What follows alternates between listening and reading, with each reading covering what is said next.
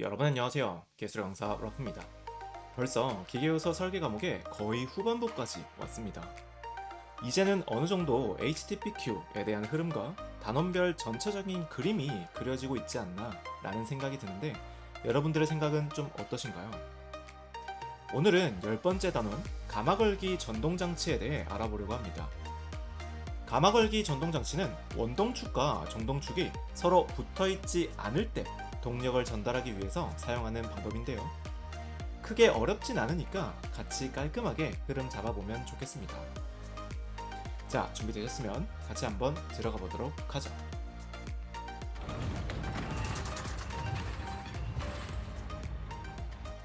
가마걸기 전동장치에서 가장 대표적인 장치는 벨트입니다. 벨트, 말 그대로 벨트를 이용해서 원동측의 동력을 종동측으로 전달하는 장치를 말하는데요. 그림으로 먼저 보여드리자면 이렇게 생겼습니다. 벨트는 첫 번째 그림처럼 바로 걸기 방식으로 동력을 전달할 수도 있고 밑에처럼 엇걸기 식으로도 동력을 전달할 수 있습니다. 엇걸기를 하게 되면 뒤에서 자세하게 알아보겠지만 벨트와 풀리의 접촉각이 증가하게 되고 접촉각이 증가하게 되면 전달 동력이 증가하게 될 거예요. 그래서 엇걸기를 하면 좀 더 큰 동력 전달이 가능하다 라는 장점이 있지만 그림에서도 좀 느껴지실 텐데 딱 봐도 내구성 면에서는 좋지 않아 보이죠? 좋습니다. 이 정도로 한번 소개해 드리면 좋을 것 같고요. 벨트, 가장 첫 번째로 알아볼 부분은 앞에서 언급했던 접촉각 부분입니다. 접촉각은 풀리가 벨트에 접촉되는 부분의 각도를 의미하는데 먼저 바로 걸기 벨트를 기준해서 알아보자면 풀리지름이 작은 쪽은 접촉각이 180도보다 작아질 거고 풀리지름이 큰 쪽은 180도보다 접촉각이 커지게 될 거예요. 그리고 이때 한쪽을 기준으로 부족하거나 넘치는 부분의 각도를 파이라고 불러줄 건데 그럼 이때 바로 걸기 세타 1과 세타 2의 각도를 표현해보면 180도 마이너스 2파이 그리고 180도 플러스 2파이라고 표현할 수 있을 거예요. 여기까지 어렵지 않죠? 그럼 이제 파이만 구해주시면 될 텐데 파이는 여기 부분의 길이를 여기 밑에 초록색 선으로 한번 이동시켜 볼 텐데 그럼 이때 여기 부분이 90도가 될 거고 여기 부분이 90도가 될 테니까 기하학적 해석에 의해서 여기 사이각이 파이다 라고 말할 수 있습니다. 그럼 삼각함수 관계에 따라서 사인 파이는 축간거리 C 분의 큰 원의 반지름 빼기 작은 원의 반지름 하면 이 부분이 나올 테니까 2분의 D2-D1 해주면 되겠죠. 그리고 우리가 궁극적으로 구하고 싶은 값은 사인 파이가 아니라 파이 값이니까 아크 사인으로 넘겨주시면 이렇게 파이 값을 표현할 수 있습니다. 좋아요. 그럼 이제 우리는 이 파이 값을 가지고 세타 값을 구해볼 수 있으니까 구해보면 바로 걸기에서 세타 1은 180도 마이너스 2파이 해서 구해주시면 되고 세타 2는 180도 플러스 2파이로 구해주시면 됩니다. 엇걸기 상태에서는 작은 원에서의 접촉각도 플러스로 늘어나게 되기 때문에 세타 1, 세타 2 모두 180도 플러스 2파이로 구해주시면 됩니다. 여기까지 이해되셨나요? 다음 두 번째로 물어볼 수 있는 유형은 벨트의 길이를 물어보는 문제가 나올 수 있습니다. 벨트의 길이, 공식 유도를 하는 게 크게 어렵진 않지만 설명이 좀 길어질 것 같고 크게 중요한 값은 아니라고 생각하기 때문에 해당 부분은 교재에 유도 과정을 남겨놓고 강의에서 설명은 별도로 드리진 않겠습니다. 바로 걸기 상태와 엇걸기 상태의 길이 공식은 각각 다르기 때문에 참고해서 외워주시면 좋겠고요. 참고로 바로 걸기 상태에서는 공식 끝에 D2-D1의 제곱이고 엇걸기 상태에서는 D2 플러스 D1 제곱이라는 차이가 있다는 부분 참고해 주시면 좋겠습니다. 자, 지금까지 벨트의 전체적인 개요에 대해서 알아봤다면 지금부터는 본격적으로 HTTPQ 해석을 진행해 볼 예정입니다. 들어가기 전에 먼저 오른쪽 아래 그림 한번 봐주시면 평벨트 바로 걸기 상태에서 벨트 풀리가 시계 방향으로 돌아가고 있다고 했을 때 원동차를 기준으로 아래쪽은 벨트가 팽팽하게 당겨지겠고 위쪽은 아래쪽보다 좀 더 느슨해질 거예요. 이 부분 이해되시나요? 시계 방향으로 돌아가게 되면 아래쪽이 좀 텐션이 되겠죠? 어차피 장력 개념이기 때문에 힘의 방향은 이렇게 동일하게 될 거고요. 대신 아래쪽처럼 힘을 더 받는 부분을 긴장측 장력, 그리고 덜 받는 부분은 이완측 장력이라고 불러줍니다. 이 부분 먼저 알려드리고 HTPQ 해석 들어가 보겠습니다. 먼저 동력 H는 항상 똑같죠? T 오메가 또는 PV로 구할 수 있는데 벨트 해석에서의 P는 P2라고 적어줄 거예요. 이 P2는 회전력 할 때 다시 설명드리겠습니다. 다음 토크 T는 마찬가지로 회전력 P 곱하기 2분의 D로 구할 수 있는데 여기서도 P는 P2가 돼야겠죠. 다음 회전력 P인데 앞서 설명드렸던 것처럼 벨트 해석에서의 회전력은 PE, 유효장력이라는 말을 쓸 거고요. 이 유효장력이라는 말은 긴장측 장력 마이너스 이완측 장력을 의미합니다. 벨트 단원에서는 이 유효장력부터 긴장측 그리고 이완측 장력까지 요 힘들에 대한 이해가 아주 중요합니다. 흐름을 계속 만들어 드릴 테니까 잘 따라와 보시기 바랍니다. 이 이완측 장력과 긴장측 장력의 비를 장력비라고 불러주는데요.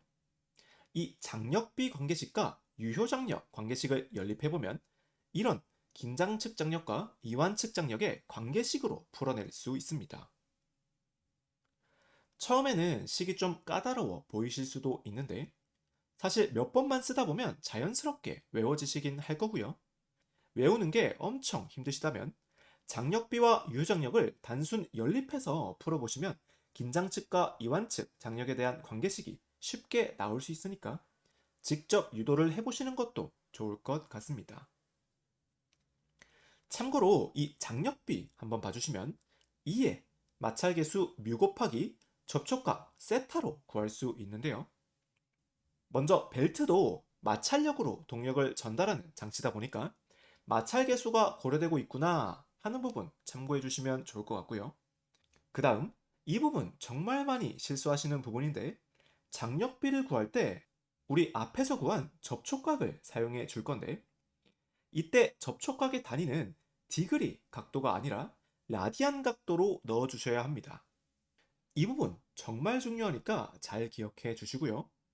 이 부분은 문제 풀이할 때 다시 한번 설명드리도록 하겠습니다. 여기까지 흐름 잡히셨으면 HTPQ 해석은 어느 정도 완성됐습니다.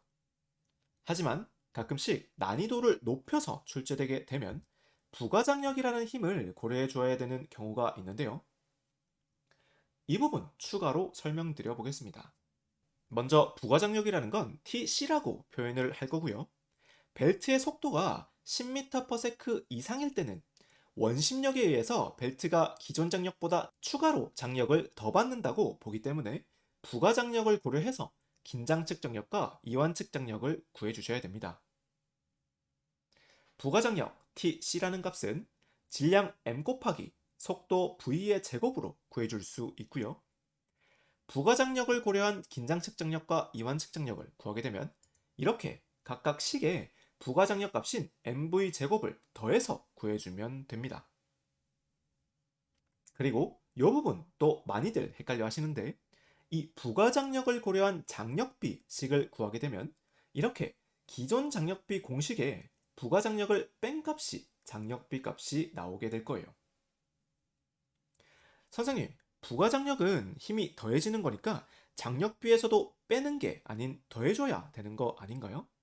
라는 의문점 드실 수 있으실 텐데요. 그렇게 단순 계산으로 만드시면 안 되고 긴장측 장력과 이완측 장력을 연립해서 장력비 2의 뮤 세타 값을 뽑아내게 되면 요 관계식이 나오게 될 거예요. 여기까지 정리되셨나요?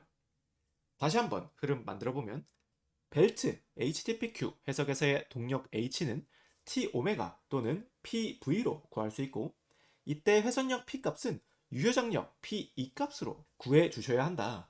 그리고 토크 T도 P2 곱하기 2분의 D로 구할 수 있고, 회전력 P2라는 값은 긴장 측 장력 TT- 이완 측 장력 TS로 구할 수 있더라. 긴장 측 장력과 이완 측 장력은 요 식으로도 구할 수 있는데, 이때 속도가 10m/s 이상이 되면 부가장력 mv 제곱을 추가로 고려해 줘야 되더라. 이렇게 흐름 잡아주시면 되겠네요. 좋습니다. 여기까지 되셨으면 다음은 간단한 벨트의 강도 설계 한번 알아가 볼 건데요. 우리 강도, 즉 인장 설계를 할 때는 항상 면적분의 힘이었죠. 그리고 이때 힘은 가장 큰 힘이 작용하는 경우로 구해줘야 되기 때문에 긴장 측정력 TT 값을 넣어서 구해주셔야 됩니다. 그리고 보통은 단순히 면적분의 힘으로만 구해주면 됐지만, 사실 벨트에서는 벨트를 잡아당기는 단순 인장력뿐만 아니라 구피목력도 함께 작용하고 있습니다. 하지만 구피목력은 그 값이 크진 않기 때문에 식의 간편화를 위해서 단순 인장응력 공식의 이응 효율을 분모에 곱해져서 안정성을 부여하게 될 거예요. 여기까지 이해되셨다면 벨트 해석은 끝났습니다. 크게 어렵지 않았죠? 지금까지 알아본 벨트는 평벨트 유형인데, 벨트 해석 하는 김에 V벨트까지 한 번에 설명드리고 이론 시간 마무리하려고 합니다. V벨트 전혀 어렵지 않고요. 평벨트 해석이랑 거의 동일하니까 걱정하지 마시고 얼른 한번 알아보도록 하죠. 좋습니다. V벨트 알아볼 건데, 먼저 동일한 부분들은 이렇게 따로 표시해 드리고 넘어가는 걸로 하겠습니다. 먼저 V벨트 목적을 한번 생각해 볼 필요가 있을 것 같은데요. 이제는 느낌이 오실 거라 생각합니다. 우리 동력 전달 부분을 경사지게 만들면 그 목적이 뭐라고 했었는지 기억하시나요? 바로 좀 더 큰 동력 전달을 하기 위함이다 라고 했었죠. 이 V벨트도 마찬가지로 마찰력 발생 부분을 경사지게 만들었기 때문에 일반 평벨트보다 좀 더 큰 동력 전달이 가능합니다. 그럼 우리 이전에 배웠던 상당마찰계수 기억하시죠? 상당마찰계수 부분이 나오겠구나 생각하시면서 동력부터 다시 출발해 볼 건데, 동력 H는 똑같이 T 오메가 또는 PEV로 구하면 될 거고, 토크 T도 마찬가지로 PE 곱하기 2분의 D로 구해주면 되고, 유효장력까지는 동일하게 구하게 될 텐데, 여기 긴장측 장력과 이완측 장력을 구할 때 장력비 부분의 마찰계수 뮤가 있죠. V벨트에서는 이 부분을 상당 마찰계수 뮤 프라임으로 구해 주셔야 됩니다. 그럼 상당 마찰계수 구하는 공식 알아봐야겠죠. V벨트에서의 상당 마찰계수 V는 V홈 마찰차에서 상당 마찰계수 구할 때와 똑같이 구해 주시면 됩니다. 뮤 프라임은 사인 2분의 홈각 알파 더하기 뮤 곱하기 코사인 2분의 알파 분의 뮤로 구해주시면 됩니다. 여기까지 이해되셨나요? 다음 마지막은 V벨트는 한 가닥이 아닌 여러 개의 가닥으로 동력을 전달하기 때문에 가닥수를 구하는 문제가 나올 수 있습니다. 공식 한번 살펴보면, 먼저 전체 동력은 벨트 한 가닥의 전달 동력 곱하기 가닥수 Z에다가 개수들을 곱해서 구할 수 있는데, 여기서 이 개수들이 어떤 것들인지는 크게 중요하진 않을 것 같고요. 그냥 값들의 정확성을 위해서 몇 가지의 개수들을 곱해줄 거고, 그 개수값들은 문제에서 모두 주어질 테니까 개수가 주어지면 곱해서 고려를 해주면 되겠다 라는 정도로 생각해 주시면 좋겠습니다. 좋습니다. 우리가 궁극적으로 궁금했던 값은 가닥수니까 Z값 빼고 넘겨서 정리해 주시면, 가닥수 Z는 개수 곱하기 한 가닥의 전달 동력 H1 분의 전체 동력 H로 해주시면 되겠네요. 어떤가요? 벨트 해석 이해가 좀 되셨나요? 장력 부분을 어떻게 해석하는지와 부가장력을 고려했을 때 어떻게 됐는지, 장력비를 구할 때 단위를 라디안으로 해석해 줘야 된다는 부분, 요 정도 부분들 주의해 주시면서 흐름 잡아주시면 아주 좋을 것 같습니다. 오늘 준비한 영상은 여기까지고요. 문제 각각 한 문제씩 준비했으니까 마저 풀어보고 영상 마치도록 하겠습니다.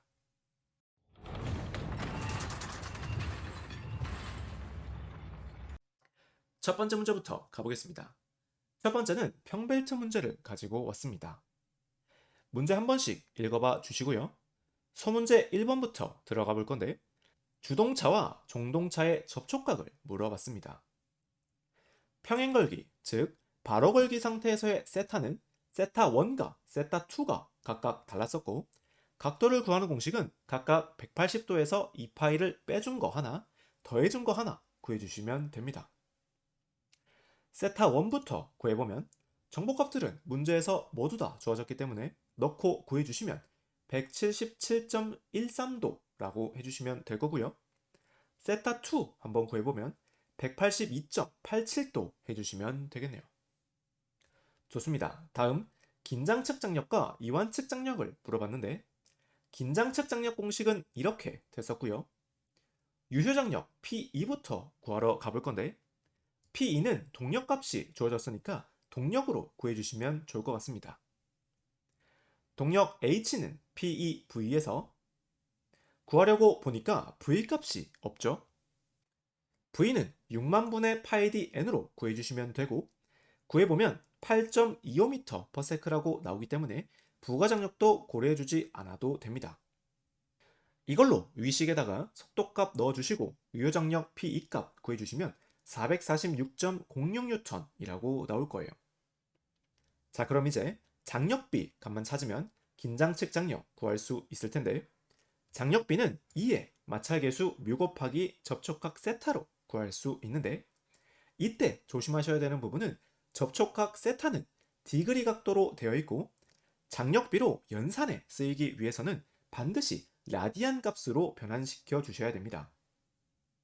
그리고 각도를 라디안으로 바꾸는 방법은 각도에다가 180분의 파이를 곱해주면 되기 때문에 장력비 공식에 180분의 파이를 곱해준 거 보이시죠? 넣고 구해보시면 1.86이라고 나올 거예요.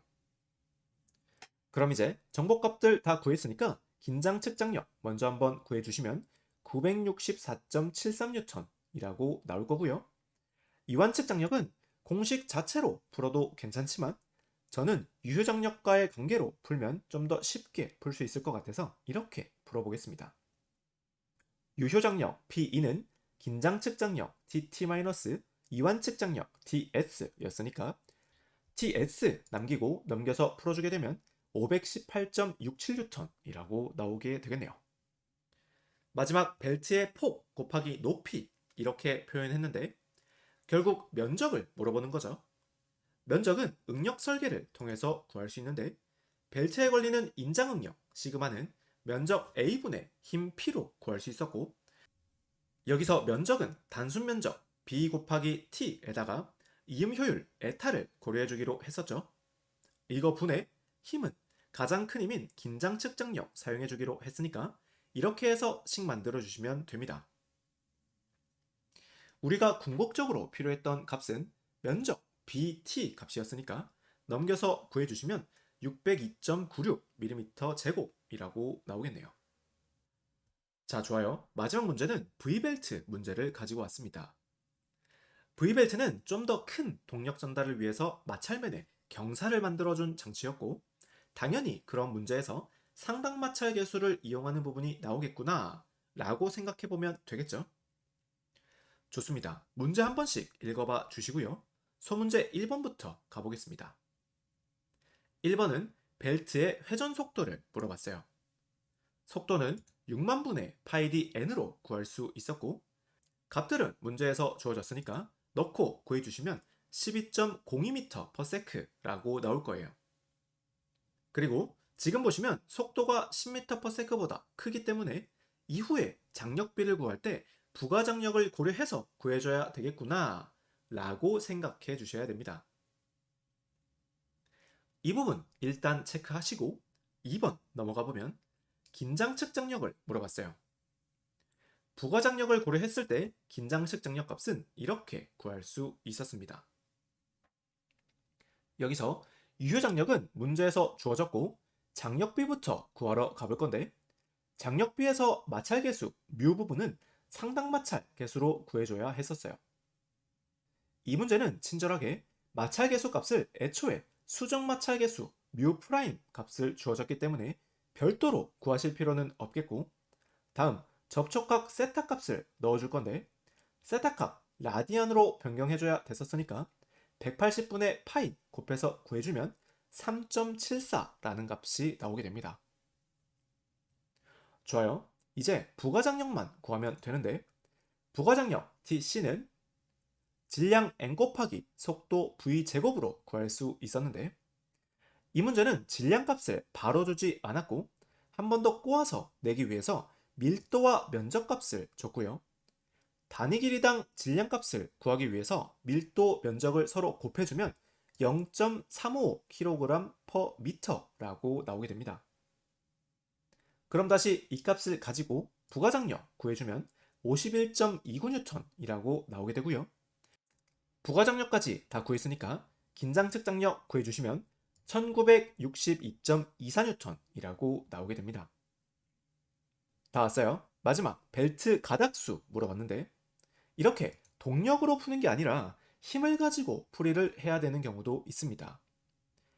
필답 문제가 이래서 개념을 이해하는 게 중요하다고 항상 말씀드리는 게, 공식은 그때그때 따라서 변형이 될 수도 있기 때문이에요. 개념 자체를 이해하시려고 노력하셔야 됩니다. 아무튼 식을 만들어 보자면, 벨트에 걸리는 가장 큰 힘인 긴장측 장력 T라는 값은 벨트 한 개당 허용 장력 TA 곱하기 가닥수 Z로 구할 수 있는데, 여기에다가 안전율까지 고려하라고 했으니까 안전율 값 S 나누어서 식을 만들어 줄 수 있습니다. 여기 부분 조금 어려울 수 있는데, 계속 말씀드리지만 식을 외우려고 하시는 건 정말 끝도 없어요. 개념을 가지고 직접 식을 만드실 수 있어야 합니다. 아무튼 이 부분만 이해되셨다면 나머지는 값들 다 있으니까 넣고 구해주시면 4.66 해서 5개 해주시면 되겠네요. 어떤가요? 벨트에서 이해가 좀 되셨나요? 벨트 단원에서만 나오는 유형들도 있었지만 전체적인 큰 틀을 또 보고 있으면 항상 신기하게 HTPQ 해석과 응력 해석 부분이 주가 돼서 나오는 것 같습니다. 그래서 이제는 어느 정도 HTPQ가 어떤 건지, 그리고 얼마나 중요한지 느낌이 오실 거라 생각합니다. 오늘도 공부하시느라 너무 고생 많이 하셨고요. 다음 영상은 더 좋은 영상으로 찾아뵙도록 하겠습니다.